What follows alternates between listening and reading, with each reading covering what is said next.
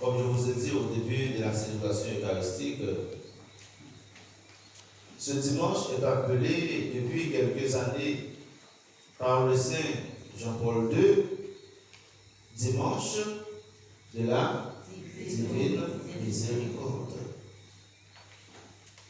En référence à cette appellation, nous pouvons dire que la merveille de la résurrection est la plus grande œuvre de miséricorde de Dieu en faveur de l'homme et de l'humanité. Dans notre parcours spirituel, nous sommes appelés à faire cette découverte et cette rencontre. Quelle découverte? Nous devons arriver à découvrir cette miséricorde de Dieu, cette miséricorde divine qui, lui, au fond de notre être, à travers la personne du ressuscité. Cette découverte doit nous conduire à faire notre propre Pâques, c'est-à-dire notre propre passage. Nous devons passer, à l'instar de Thomas, de l'incrédulité, du doute à la foi. Ce qui peut signifier, il faut passer du Jésus de la tête au Jésus du cœur. Par là, nous ne devons pas voir Jésus de Nazareth uniquement comme un homme ordinaire ayant vécu dans un temps donné en Palestine. Dans le sillage de Thomas, nous devons découvrir ce qu'on appelle sa messianité et sa divinité. En un mot, chacune, de façon particulière, doit arriver à faire sa propre profession de foi. Le Jésus de la tête, c'est qui? Ici, nous voudrions parler de la connaissance cérébrale et mentale que l'on a uniquement de Jésus. Dans ce cas, la foi n'est pas encore née. Cependant, il n'est pas interdit d'utiliser notre raisonnement, nos connaissances, notre cerveau pour connaître Jésus. Le Jésus de la tête est quand même important dans notre cheminement vers le Jésus du cœur. Le Jésus de la tête, c'est le Jésus que l'on connaît et découvre peut-être dans les livres, à travers les documentaires, par vous dire, et même dans les Saintes Écritures. On peut appeler cette connaissance une connaissance théorique et historique, comme n'importe quel personnage de l'Antiquité que l'on découvre à travers les documents. Nous devons préciser que la connaissance de la sainte parole de Dieu est extrêmement importante pour comprendre l'événement de la résurrection. Cette parole, comme ce fut le cas pour les disciples d'Emmaüs, peut chauffer, dilater nos cœurs tout en nous préparant à la foi en la résurrection. Il nous faut une initiation à la parole de Dieu. Comme disaient les deux disciples d'Emmaüs, notre cœur n'était-il pas brûlant en nous, tandis qu'il nous parlait sur la route et qu'il nous faisait comprendre les Écritures? C'est à partir de l'explication des Écritures que les disciples d'Emmaüs ont pu arriver à découvrir le Jésus du cœur, le Jésus spirituel. Donc, frères et sœurs bien-aimés, après avoir reçu l'enseignement, nous devons finalement parvenir à rencontrer c'est-à-dire à le voir avec nos yeux de la foi, afin que nos cœurs et nos têtes se joignent, afin que la parole de Dieu demeure en nous et Dieu en nous. Il faut qu'il y ait une conciliation entre la tête et le cœur. C'est le voyage le plus long. Pour le dire autrement, nous devons faire de Jésus le Maître et Seigneur de nos cœurs. Et c'est ainsi que nous parlerons du Jésus du cœur. C'est qui le Jésus du cœur? Le Jésus du cœur, c'est le Jésus de la foi. Le Jésus que nous contemplons dans le Saint-Sacrement. C'est le Jésus de la résurrection. Le Jésus qui, par son ascension, retourne vers le Père. C'est le Jésus qui vit en nous par la puissance de son esprit. Et pourtant, c'est le même Jésus de Nazareth. C'est le même Jésus, le fils de Marie et Joseph, mais autrement le même. C'est ça le passage. À sa résurrection, Jésus est devenu ce qu'on appelle le tout autre. Il n'est plus soumis aux pressions atmosphériques ni conditionné par le temps et l'espace.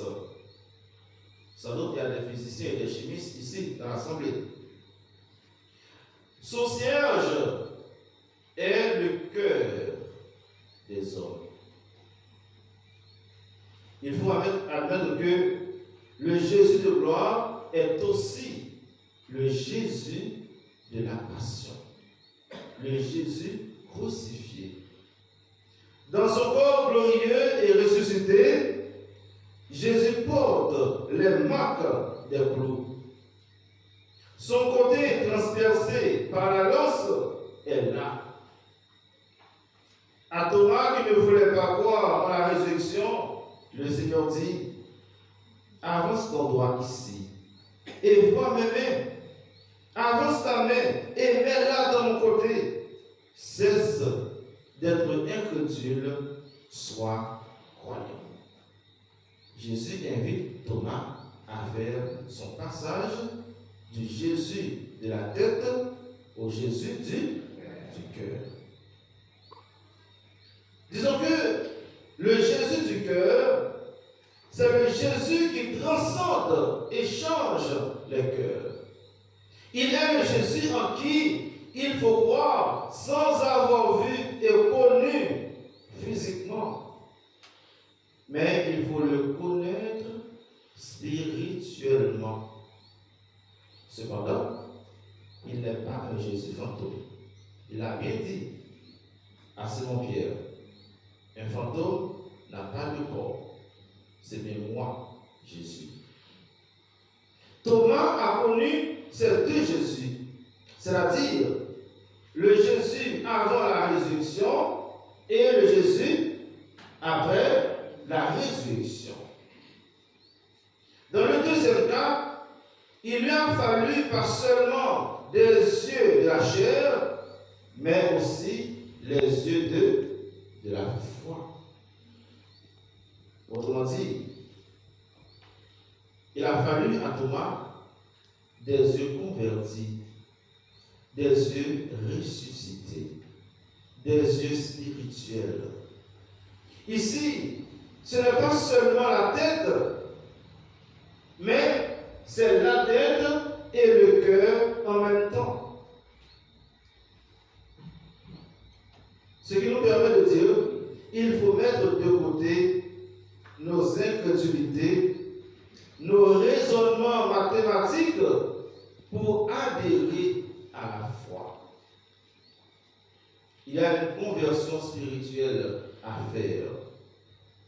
Quand nous parlons de raisonnements mathématiques et physiques, nous voulons parler de nos manières humaines de comprendre l'existence de Jésus.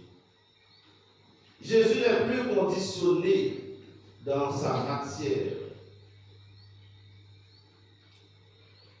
Nous voulons dire aussi, quoique la science soit importante et apporte un peu de raison, c'est-à-dire un peu de réflexion à la fois, le Jésus glorieux est au-dessus de tout cela.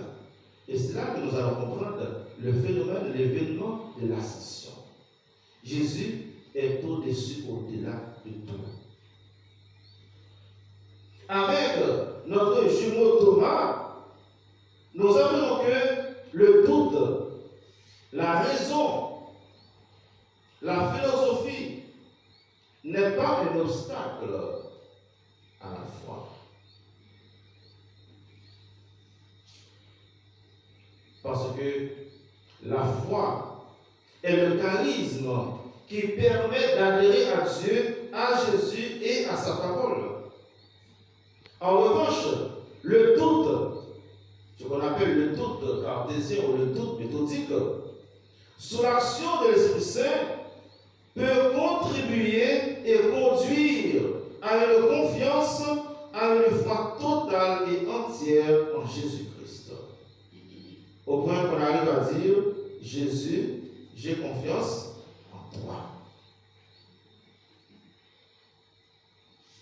Après son combat terrestre, c'est-à-dire après sa victoire sur le mal, sur le péché et sur la mort, Dieu l'a exalté, il l'a doté du nom qui est au-dessus de tout nom. Donc dit l'apôtre Paul dans sa lettre aux Philippiens. À partir de cette exaltation divine et spirituelle, ce n'est plus nécessaire pour Jésus de se manifester aux croyants de manière visible et physique. Mais il peut se manifester suivant la volonté du Père par son esprit. Recevez l'Esprit Saint, dit-il à ses apôtres, qu'il va envoyer en mission. Cet esprit, c'est l'esprit de la résurrection. C'est l'esprit de la nouvelle création. Selon à la Genèse, Dieu a soufflé sur Adam et Ève. Et Jésus, à la nouvelle création, a repris ce même geste.